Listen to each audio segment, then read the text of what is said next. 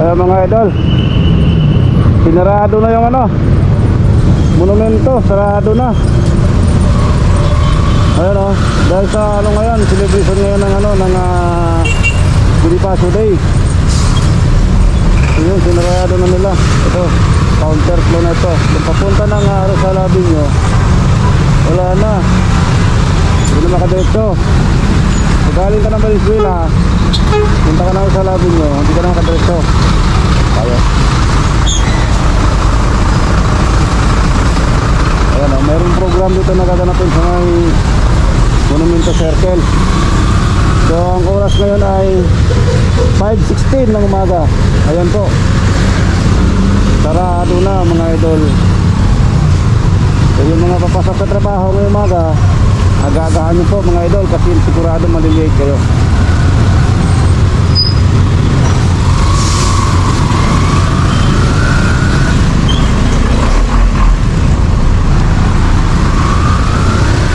Malilate kayo dahil sa sarado na ang Monumento Circle.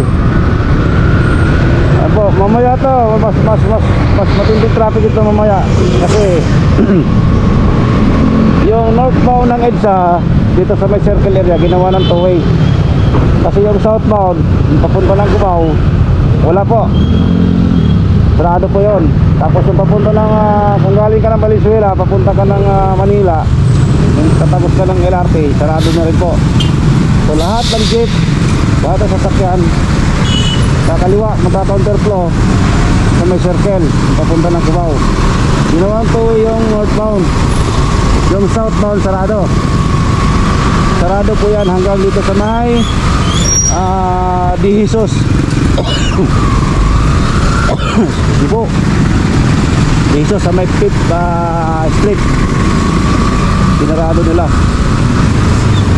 So ayun po, ayun lang. Sa mga gustong pumasok umaga, agahan nyo po. Kasi meron pong celebration ngayon na nagaganap. Dahil Bonifacio Day ngayon, dito po sa monumento. Naglagay sila ng stage doon sa gitna, sa mismong circle. So ngayong umaga, magkakaroon merong activity yan. Ayun, malamang mamaya mga 8 yan. Mga